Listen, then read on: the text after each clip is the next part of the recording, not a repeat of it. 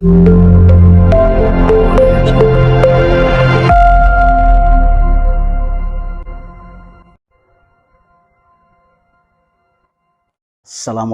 warahmatullahi wabarakatuh. Pulutus dan para sahabat yang berbahagia, semoga dalam keadaan sehat walafiat dan dapat menjalankan aktivitas sehari-hari dengan baik dan lancar.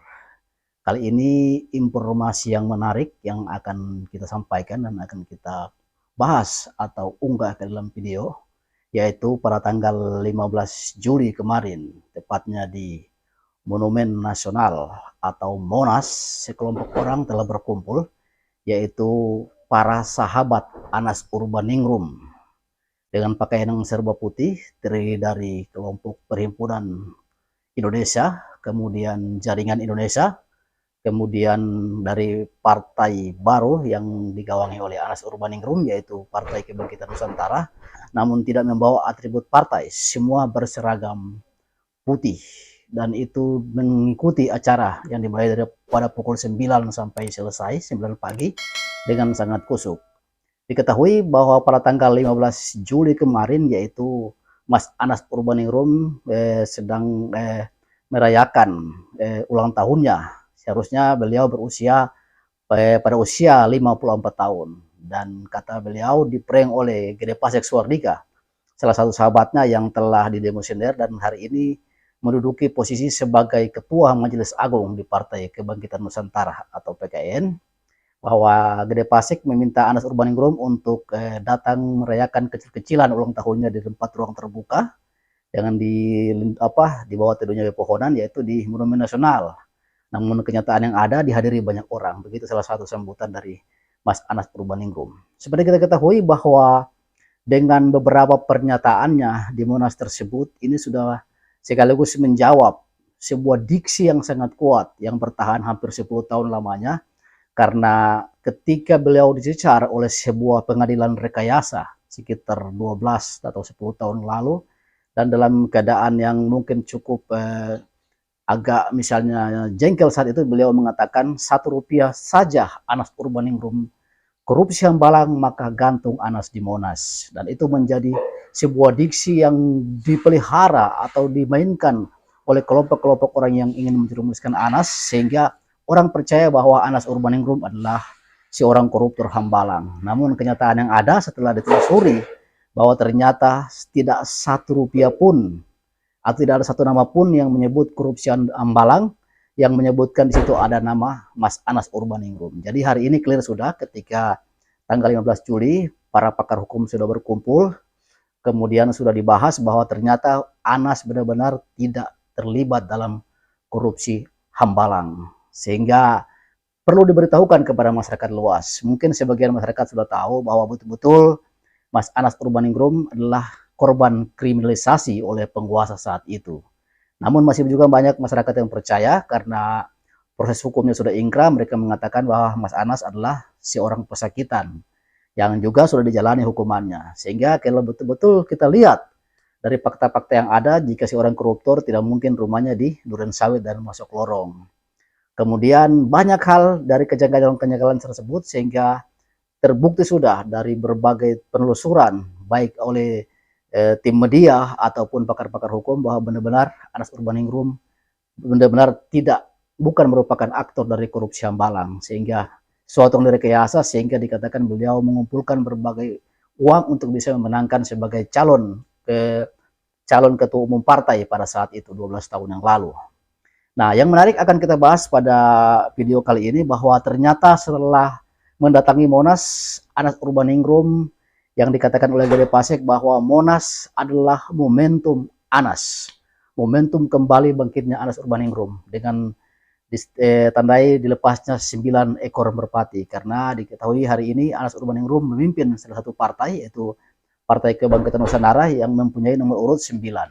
Nah, di balik itu ada harapan-harapan besar yang akan dibangun oleh Anas Urbaningrum ketika beliau bebas murni dari cuti beliau bebas dari bulan April sampai bulan Juli. Dan sekarang beliau telah bebas, walaupun masih ada hambatan, yaitu beliau tidak bisa dipilih atau memilih, namun hari ini beliau sudah bisa memimpin partai. Dan gagasan-gagasan besar Anas Urbaningrum akan kembali dirasakan di Republik ini. Pesan-pesan besar yang disampaikan Anas Urbaningrum di Monas yaitu bahwa negeri ini akan baik, negeri ini akan sejahtera, negeri ini akan maju ketika keadilan benar-benar diterapkan. Jadi hanya satu pesannya bahwa mahkota hukum adalah keadilan. Jika keadilan diterapkan, maka masyarakat sebuah bangsa itu akan berjaya. Dan ini yang akan diperjuangkan Anas mulai dari tanggal 15 Juli sampai pada pemilihan 14 Februari dan sampai masa-masa yang akan datang ketika Anas Urbaningrum kembali berkiprah di Republik ini. Kita semua mungkin rakyat Indonesia akan bersyukur dan mungkin juga masih ada yang nyinyir yang belum tahu tentang kasus Anas sebenarnya, juga masih mengatakan beliau seorang koruptor, tapi ketika yang lain sudah tahu akan sangat berbangga dan bersyukur bahwa orang sekaliber Anas akan kembali menunjukkan kiprah-kiprah terbaiknya di Republik ini. Bahwa Anas Urbaningrum dalam usia 54 tahun sudah cukup matang sehingga langkah-langkah beliau sudah sangat diperhitungkan, sudah sangat teliti sehingga tidak membawa lagi dampak-dampak yang mungkin kurang baik bagi bangsa ini. Tapi setiap langkahnya selalu diperhitungkan sehingga bisa membuat dan membawa bangsa ini ke arah kemajuan kesejahteraan. Kita nantikan kiprah-kiprah Anas Urbaningrum setelah bebas dan menakodoi sebuah partai. Yang pasti langkah pertama ketika Anas Urbaningrum memegang Partai Kebangkitan Nusantara, partai ini kemungkinan besar atau dipastikan akan lolos ke Senayan karena Anas punya skema tentang itu, paham tentang bagaimana menggerakkan sebuah mesin partai, dan hanya untuk lolos Senayan 4%, insya Allah PKN akan tembus. Kemudian itu hanyalah langkah pertama. Langkah selanjutnya bagaimana dengan nakoda perahu yang digawanginya itu akan membawa sebuah perubahan, sebuah kemajuan di Nusantara, di Indonesia. Nah ini karena itu diharapkan seluruh loyalis Anas, seluruh pendukung-pendukung Anas untuk mulai tanggal 15 Juli sampai ke depannya mulai bergerak di berbagai tempat, di dengan berbagai kemampuan yang ada, dengan berbagai profesi yang ada. Nah, karena itu kita nantikan kiprah-kiprah Anas Urbaningrum yang mungkin dalam waktu dekat ini 80 tahun, 8 bulan ke depannya hanyalah untuk konsentrasi bagaimana partainya yang dipimpin, yaitu Partai Kebangkitan Nusantara bisa lolos parliamentary threshold 4%, dan itu kemungkinan akan bisa dicapai. Kemudian setelah itu ada langkah-langkah besar bahwa sebuah partai pasti punya tujuan, pasti punya misi. Dan kenapa langkah pertama Anas Urbaningrum dengan pidato politiknya pertama di Monas, yaitu bahwa Monas adalah simbol freedom, simbol kebangkitan, simbol kemerdekaan.